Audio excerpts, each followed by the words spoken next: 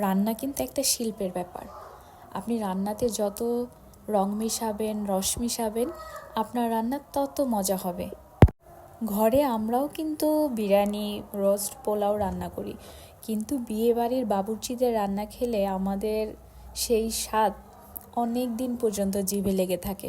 তার কারণ হচ্ছে তারা রান্না করতে করতে তাদের হাত পাকা হয়ে গিয়েছে এবং তারা বিভিন্ন রকমের মশলা দেয়, যেটা নর্মালি আমরা মহিলারা বাসায় রান্নার ক্ষেত্রে দেই না।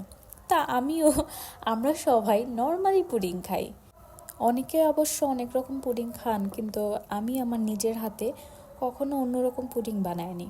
আমি নর্মালি ডিম, দুধ এগুলো দিয়েই পুডিং বানিয়েছি, মাঝে মধ্যে ব্রেড দিয়েছি। তো আজকে আমি আমার মাথার চিন্তা মতো আমি আজকে কলা, তারপরে চকলেট, ডিম, দুধ এগুলো দিয়ে একটা পুডিং বানিয়েছি। মানে সম্পূর্ণ রিস্ক ছিল, নষ্টও হতে পারতো, মজা নাও হতে পারতো, বাট আমার মন চেয়েছে, আমি করেছি। তো আমি এখানে ডিম, দুধ আর কলা আর চকলেট ফ্লেভারটা আমার খুবই পছন্দ। যে কোনো কিছুতে চকলেট দিলে মানে আমাকে যত দিবেন আমি ততই খেতে পারবো। তো আমি চকলেট ফ্লেভারটা অ্যাড করেছি। তারপরে নর্মালি যেভাবে পুডিং বানায় সেভাবে করে দিয়ে প্রসেসিংয়ে দিয়েছি। দেওয়ার পরে আমি আসলে অনেকে যারা নর্মালি রান্নার ভিডিও বানায় তারা বিভিন্ন জিনিস ফলো করে বা সুন্দরভাবে পরিপাটি করে। আমি জানি না কেন যেন আমি কখনো পরিপাটিভাবে কিছুই করতে পারি না, আমি সাজাতেও পারি না।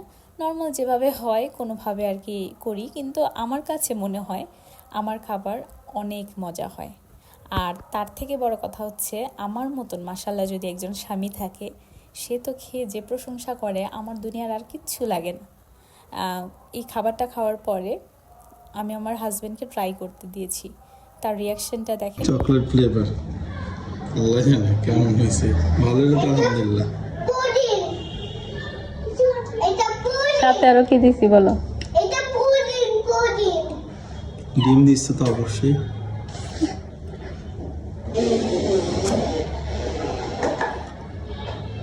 নারকেল দিছ না, চকলেট কলা চকলেট, কলা, দুধ, ডিম, চিনি।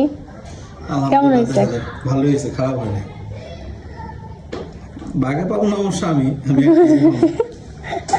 যাক যার আলহামদুলিল্লাহ